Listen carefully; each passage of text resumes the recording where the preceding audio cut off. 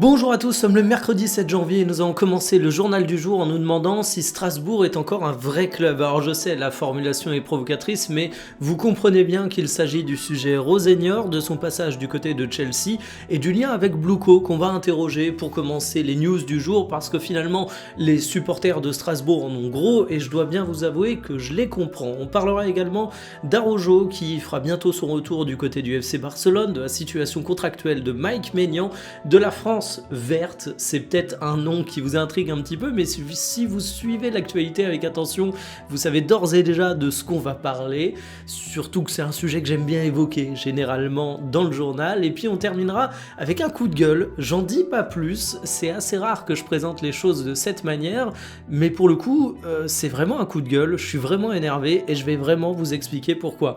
Installez-vous confortablement et bienvenue pour le journal du jour. Strasbourg est-il encore un vrai club ou est-ce que c'est simplement une salle d'attente pour Chelsea? Alors oui, les mots sont durs, mais c'est officiel, Rosenior est désormais l'entraîneur des Blues, il quitte Strasbourg pour rejoindre le club de Première Ligue, il s'est engagé jusqu'en 2031, le club de Chelsea a officiellement communiqué là-dessus. Alors les supporters de Strasbourg sont déjà en colère contre Blueco, contre le fait que Chelsea semble être une succursale de la maison mère, et finalement tu te rends compte que au niveau du mercato, tu vas recruter de très jeunes joueurs.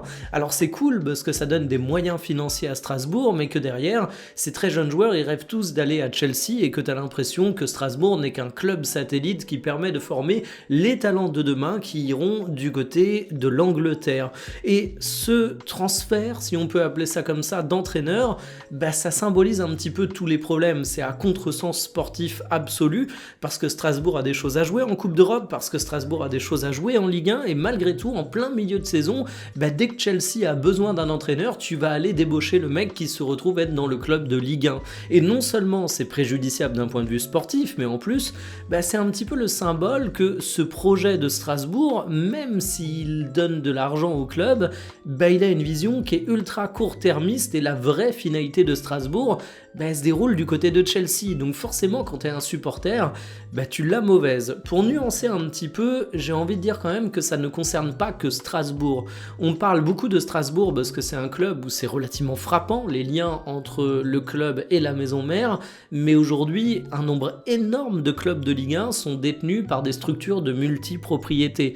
La Ligue 1 n'étant pas le championnat phare, le club phare est rarement celui du championnat français, donc des clubs dans la situation de Strasbourg, il y en a d'autres. Et puis aujourd'hui, faut se poser la question de quelles sont les alternatives pour le football français. Alors tout le monde rêve d'un millionnaire ou d'un milliardaire local qui vient de la région, qui rachète le club près de chez toi et qui l'amène en Ligue des Champions. Mais on va être honnête, ce modèle, il est plus un fantasme qu'une réalité. Aujourd'hui, quand tu as un club de Ligue 1 qui est sur le marché, et on en aura de plus en plus avec les difficultés de droit TV, parce que finalement, les propriétaires ont la corde autour du cou, tu as des structures de multipropriété qui se présentent pour le rachat, et sinon, t'as pas grand monde. Alors si, t'as éventuellement des fonds d'investissement, souvent américains, mais là le projet il est très clair, c'est de nettoyer le club, de faire une valorisation à court et moyen terme et de le revendre en faisant une bascule financière. Est-ce que c'est incroyablement mieux? Je pense pas. Donc ouais, la situation du côté de Strasbourg me frustre, malgré le fait que ce soit un club qui profite également de sa maison mère. Ils ont des moyens financiers qu'ils auraient pas sinon, mais de manière générale, je dirais que c'est toute l'organisation du football moderne qui me frustre. Alors, je vais pas monter des barricades et dire non au football business. Le combat, il est perdu depuis des décennies. Le combat, il n'a pas attendu la multipropriété pour se manifester de bien des manières. Mais il faut quand même avouer que le cas Rosenior, il fait vraiment mal. Araujo va faire son grand retour du côté du FC Barcelone, mais attention, Hansi Flick le dit, il ne fait pas partie des plans du club. Alors quand son entraîneur dit ça, c'est pas pour le défoncer, c'est pas pour dire qu'il est persona non grata, au contraire, c'est pour dire qu'il laisse du temps à Araujo pour revenir, puisque le défenseur a joué pour la dernière fois fin novembre, et on sait qu'il a eu besoin d'une pause pour se remettre un peu la tête à l'endroit. Il a fait une pause spirituelle, et tu sens que c'était un joueur qui était au bord du burn-out, et je trouve que c'est une décision qui est courageuse, et j'ai aussi envie de saluer le FC Barcelone d'avoir permis ça, parce qu'aujourd'hui dans le football, t'as l'impression qu'il faut afficher un visage fort, que t'as pas le droit de prendre de pause. Alors c'est un luxe que tous les joueurs et tous les clubs ne peuvent pas se permettre, tu peux pas forcément avoir un défenseur central qui se casse pendant un mois, mais en attendant, tu sens en termes de management de la bienveillance autour d'Araujo et le fait qu'on lui laisse un petit peu de temps. De toute façon, il faut pas le bazarder, il faut pas l'amener dans une impasse, il faut pas creuser sa tombe parce que c'est un joueur qui a 26 ans, donc il a encore l'avenir devant lui, il peut peut-être retrouver son niveau, et puis surtout, le Barça l'a prolongé il y a pas très longtemps, il est engagé jusqu'en 2031, autant vous dire que s'il n'arrive pas à retrouver son niveau, les premières victimes de ça, ce sera justement les dirigeants du FC Barcelone. Mais moi, il y a une autre interrogation que je commence à me poser, c'est sa place lors de son retour avec le FC Barcelone, parce que ok, on lui laisse du temps, mais peut-être qu'on n'a pas non plus envie de lui redonner tout de suite une place de titulaire, étant donné qu'il était tout simplement pas au niveau auparavant. Quand on regarde l'effectif du Barça, c'est pas une quantité de défenseurs centraux de qualité que tu as non plus, mais avec l'arrivée de Cancelo, peut-être que Jules Koundé pourra davantage jouer en charnière centrale. Le retour d'Araujo Prime, il serait bienvenu du côté du Barça, mais s'il affiche un niveau très très moyen, ben peut-être que tu pourras te passer de lui, mais il y a une épine dans le pied du côté du Barça, non seulement sa situation contractuelle, mais le fait que tu aies des vrais besoins à ce poste. En plus, tu es un grand club, tu joues toutes les compétitions, donc curieux de voir comment ça va se passer pour son retour, mais en tout cas, j'espère que ça va le faire, parce que c'est un joueur qui a l'air assez fragile et il faudrait pas que dès son retour, il se prenne une gigantesque tôle. Lui qui était à deux doigts de partir pour Chelsea cet été va finalement prolonger au Milan selon Sky Italia. Je parle évidemment de Mike Maignan. On annonce une prolongation de contrat jusqu'en 2031 avec un salaire évalué à 5,7 millions d'euros, ce qui en ferait un des plus gros salaires du Milan, mais ce qui le place pas du tout parmi les top gardiens mondiaux. Quand on prend un mec comme Neuer, on évoque un salaire aux alentours de 20 millions d'euros. Quand on parle d'un mec comme Donnarumma, on évoque autour de 15 millions d'euros. Alors certes, le salaire de ce cher Mike Maignan pourrait monter aux alentours de 7 millions d'euros avec les bonus, mais vous vous rendez quand même compte que le portier de 30 ans évolue dans une toute autre galaxie. Reste que j'ai l'impression que tout le monde est gagnant dans cette affaire. Maignan, il reste dans un club où il a pu faire parler la pleine expression de son talent. C'est un gardien de but qui est performant et encore cette saison, il est capable de montrer de très bonnes choses du côté du Milan. Le contrat jusqu'en 2031, ça sécurise son avenir avec un salaire qui reste évidemment extrêmement intéressant. Et puis surtout, pour le Milan, tu prolonges un mec qui aura grosso modo 35 ans à la fin de son contrat. C'est l'âge à partir duquel, chez les gardiens de but, tu peux commencer, je dis bien commencer, à te poser des questions sur le niveau. Parfois, il reste très bon, encore 50 de plus. Parfois, il commence à décliner. Mais dans tous les cas, sur la période qui arrive, Maignan, tu sais que s'il n'y a pas de souci de blessure, normalement, il gardera un top niveau. C'est également un des capitaines du club, donc finalement, il est porteur de l'identité du Milan. J'ai envie de dire que dans cette affaire, la suite semble logique, le dénouement semble plutôt heureux. Footy Headlands l'a dévoilé, ActuFoot l'a mise en scène, voici le maillot extérieur que porteront les Bleus pour la Coupe du Monde 2026 aux États-Unis. Et oui, les Bleus joueront en vert, rien qu'à dire ça, il y a un petit problème. Alors pourquoi cette couleur?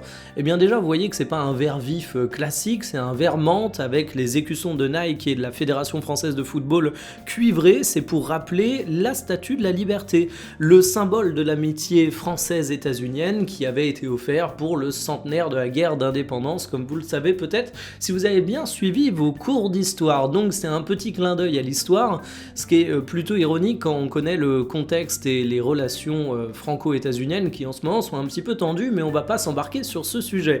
Sur le maillot en lui-même, moi je suis un petit peu partagé. Visuellement, je trouve que c'est un banger, j'ai pas d'autres termes, je trouve qu'il est vachement frais et je l'imagine déjà sur toutes les plages cet été, mais faut avouer qu'en termes d'histoire, de respect de la tradition du maillot français, on est un petit peu loin des standards. J'ai l'impression que c'est un maillot qui va diviser. Au-delà du clin d'œil historique, j'ai surtout l'impression que c'est un coup marketing chez Nike, et vous voyez les commentaires autour des posts qui relaient ces fuites, on a des gens qui le trouvent absolument fabuleux, on a des gens qui le trouvent absolument dégueulasse. Moi je pense qu'il marquera également une fracture générationnelle, c'est-à-dire que les plus vieux seront peut-être un peu en mode réac, en mode non mais ce maillot il respecte pas les couleurs de l'équipe de France, et à contrario les plus jeunes qui sont habitués aux clubs qui ont 450 maillots par saison, ils verront surtout le côté frais, le côté lifestyle du maillot. Moi je suis un peu partagé entre les deux, c'est peut-être parce que je suis ni jeune ni vieux, je suis peut-être un peu vieux, mais en tout cas je le trouve cool ce maillot quand même. Donnez-moi votre avis. J'en ai ras-le-bol des débats sur l'arbitrage, mais alors quand la presse s'en mêle, ça va encore à un autre niveau. On commence à être habitué désormais, avant chaque rencontre, on a un petit papier de présentation de l'arbitre, et honnêtement, j'aime pas du tout cette pratique. C'est une pratique qui est alimentée par les médias parce qu'elle génère du clic, bien évidemment. Il y a toujours des débats sur l'arbitrage, et les supporters qui ont l'habitude de gueuler là-dessus, ils vont aller voir ces papiers avec délectation, donc évidemment, ça fait du business, il y en a de plus en plus. Tous les médias sont touchés, j'en cite pas un particulièrement, qu'on soit clair là-dessus. Moi, je comprends qu'on râle sur l'arbitrage, je suis un supporter comme les autres, évidemment, j'ai déjà ragé devant ma télévision, j'ai déjà ragé au stade devant une décision arbitrale, mais il y a un moment, il faut comprendre que le problème, il est de toute façon reconnu par tout le monde. Tous les clubs râlent sur l'arbitrage, il y a de la remise en question, mais ce ne sont pas des sujets qui sont simples. Par contre, faire des articles en mode qui va être l'arbitre de telle ou telle rencontre, ça pousse à présenter les précédents matchs arbitrés par le monsieur ou la madame, ça pousse à essayer de chercher la petite bête en mode « Ah, souviens-toi, il y a 4 ans, il a donné une décision en notre défaveur », et en fait ça encourage indirectement l'harcèlement des arbitres. Les médias ne peuvent pas ignorer ça, ou alors s'ils l'ignorent, ils sont incroyablement naïfs, parce qu'on le constate tous journée après journée de Ligue 1 et de n'importe quel autre championnat, donc je trouve ces articles particulièrement dégueulasses. Et en fait, c'est pile le positionnement en mode non, mais nous on informe juste de qui est l'arbitre, on est totalement innocent, mais attendez, on sait très bien ce que génère ce genre de papier, donc ça me gonfle qu'on débatte non-stop d'arbitrage, parfois plus que de football, ça me fatigue déjà, mais alors qu'on ait des médias qui se glissent là-dedans de façon opportuniste et qui jettent de l'huile sur le feu, je trouve ça scandaleux, j'en avais jamais parlé, j'avais envie de pousser mon coup de gueule là-dessus. Terminé pour le journal du jour, cet après-midi, vidéo où on va analyser l'arbitre pour le trophée des champions. Non, évidemment, je vanne, on va pas parler de l'arbitre du trophée des champions, par contre on va parler du trophée des champions, et on va parler de plusieurs choses. On va parler de la forme de Marseille, on va parler de la forme de Paris, on va parler de la délocalisation de ce trophée, on va parler de la valeur de ce trophée, parce que finalement, au-delà du match, il y a quand même quelques petits sujets qui sont intéressants autour de... Finalement, comment on traite ces rencontres aujourd'hui. Donc je vous donne rendez-vous aux alentours de 17h, j'aurai peut-être un petit retard aujourd'hui, je préfère vous prévenir, pour une fois je l'anticipe, j'ai un rendez-vous en début d'après-midi, donc vous êtes prévenus, je vous souhaite une excellente journée, à ce soir, salut.